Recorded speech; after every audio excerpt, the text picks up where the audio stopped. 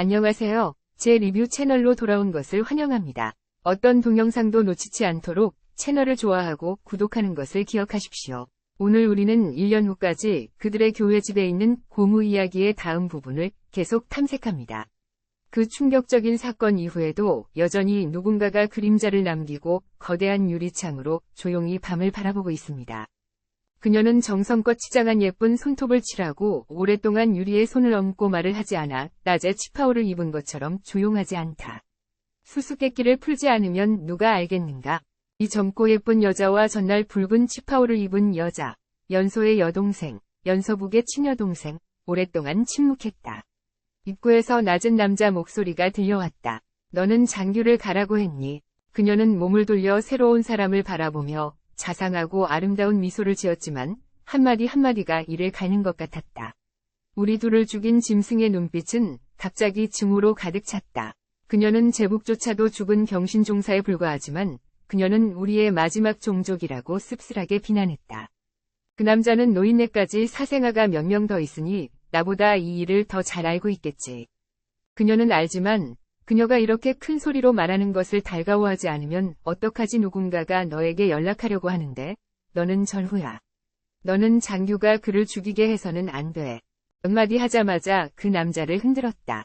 한 명은 내 친오빠, 한 명은 내 친조카. 아무리 직무에 적합하지 않아도 내 유일한 가족이었다.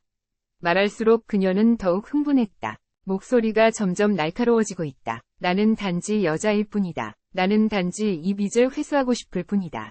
그리고 그들 둘 다 그렇게 비참하게 죽지 않았다.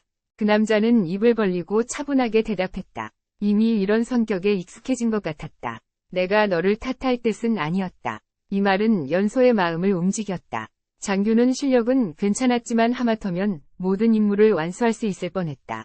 과연 놀랍게도 그 작은 짐승에게 이렇게 강하다고 반문했다. 그의 말에 의하면 그것은 담중옥이 마음에 드는 사람이다. 그는 반드시 사람을 파견하여 록성을 보호할 것이다.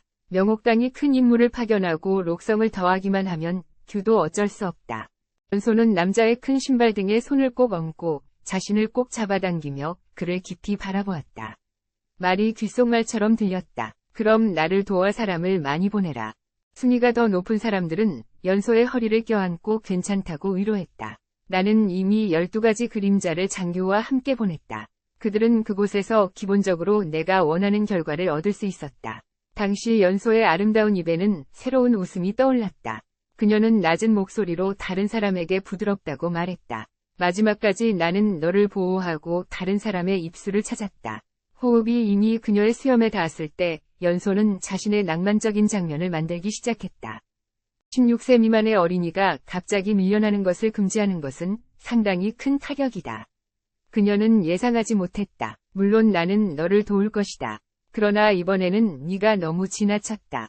너의 극도 비법을 장규에게 맡겨 그들이 떠나는 것을 보게 했다. 더 이상 말하고 싶지 않은 것 같다. 연거푸 분노하여 비명을 질렀다. 이것 말고도 너는 극도 스님을 초대할 수 있는 다른 방법이 있다.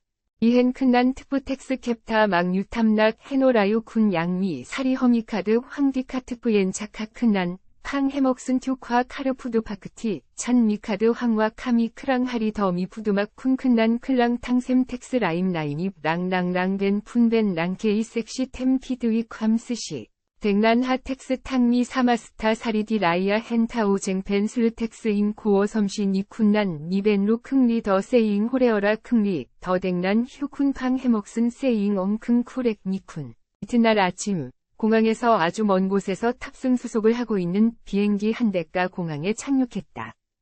용회옥은 소탈한 모습으로 선글라스와 이어폰을 끼고 자신의 트렁크를 끌고 비행기에서 내렸다. 입에 커다란 거품이 불었다. 아무리 봐도 어린아이 같았다. 심심하게 전화기 너머의 사람에게 내가 방금 임무를 끝냈는데 이렇게 조급해할 필요가 있느냐고 물었다.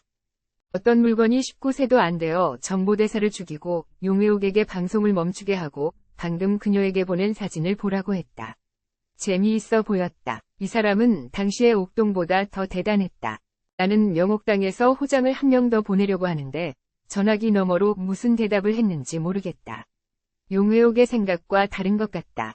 그녀는 허허멍하니 단무성을 거절하고 영가일맥을 죽이고 마지막에는 짐꾼을 망상하는 것은 정말 미친 짓이다. 그럼 왜 내가 가서 껌을 껌에 담그고 용의옥의 긴장과 함께 찌그러져 전화기를 듣고 있는 엄숙한 무성자는 제자로 받을 수는 없지만 이렇게 좋은 싹이 요절하는 것도 보고 싶지 않다. 당신의 적수는 바로 그 극도 28 발휘 실력이 준팔경에 있는 통괴성 장교입니다. 기회를 잘 포착하고 그의 말태도로 더욱 신중해졌습니다. 용의옥은 입을 깨물며 알았다. 내 실력이 있다. 좋아.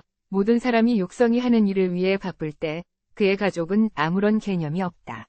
그는 여전히 육시 집안에서 산다. 육시가 온 가족을 위해 산 집. 저녁을 준비한다. 갑자기 육시가 들어왔다. 반갑게 너를 환영한다. 가볍게 뛰쳐나와 그의 첫 번째 형을 맞이한다.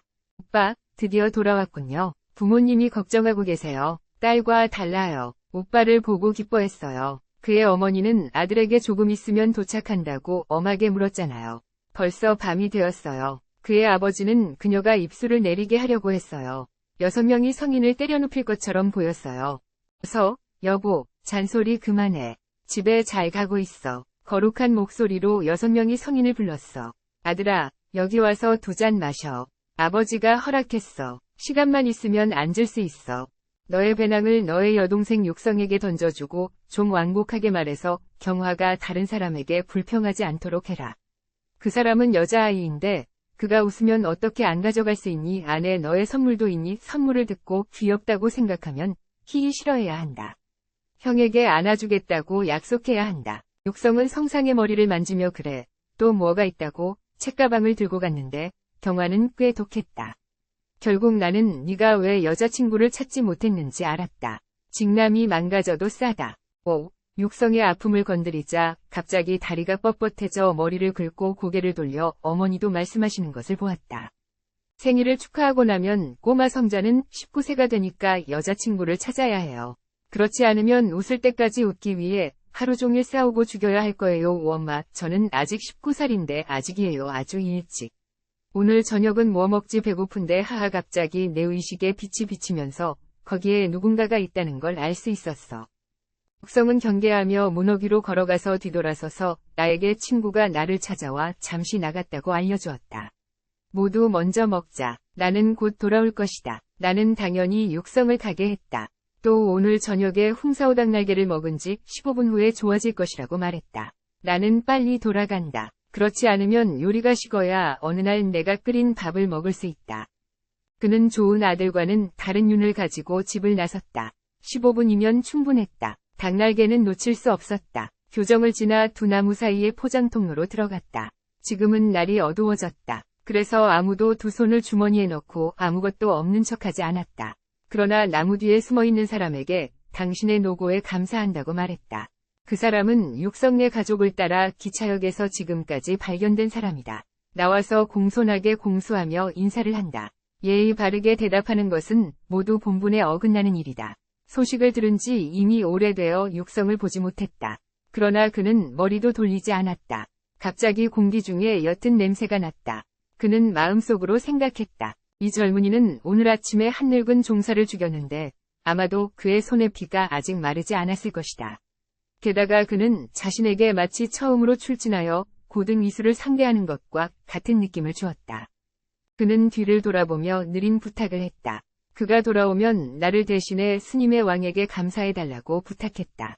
내가 그에게 약속한 일이 곧 이루어질 것이라고 그에게 말했다. 그는 그가 나타나지 않았던 것처럼 두 글자를 남기는 것에 동의했다. 바로 이때 경화가 뛰어나와 큰 소리로 형을 불렀는데 너는 어째서 아직도 밖에 있느냐? 빨리 집에 가서 밥을 먹고 먼저 홍사오닭 날개를 먹으러 가느냐. 육성은 걸으면서 감동의 빛을 발했다. 마치 안개를 주위의 모든 것을 비춘 것 같았다. 주위의 500개의 소리의 범위를 검사했다. 모두 강자의 숨결이 없었다. 그때서야 그는 안심하고 걸었다. 경화와 함께 걸었다. 보아하니 이 녀석은 오늘 저녁에 오지 않을 것 같았다. 여동생은 오빠에게 빨리 음식이 식도록 재촉할 줄만 알았다. 그는 이승을 거두고 어떻게 밥 주문을 놓쳤을까. 일주일이 지난 후에도 육성가 부부는 여전히 인산인해를 이루었다. 용회옥은 혼자 카페에 앉아 몇 잔째까지 술을 마셨다. 기억나지 않고 줄곧 할 일이 없었다. 창밖을 바라보았다. 그는 괴성이 어떻게 되었는지 알고 싶었다. 일주일이 지났지만 아직 나타나지 않았다. 만약 그녀가 오지 않는다면 나도 줄곧 여기에 있을 수 없었다. 그렇지. 지대로라면 4년 전에 왔을 것이다. 중팔경 고수도 지연증이 있을까? 그녀는 밖을 내다보며 이런 생각을 했다. 근처에 장규가 사람을 입고 들어오는 것을 알아차렸다. 카페에서 평범해 보이던 남자가 갑자기 일어섰다. 밖으로 나가면 가게의 일반 고객처럼 보였다. 마신 후 그는 밖에 주차된 승용차를 겨냥하여 문을 열고 한 남자가 안에서 보고를 듣게 했다.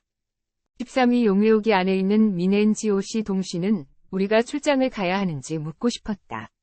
그 사람은 강한 손을 지탱할 필요가 없다고 대답했다. 이 파란 머리의 중년은 일주일 전에 자신 있게 웃었다.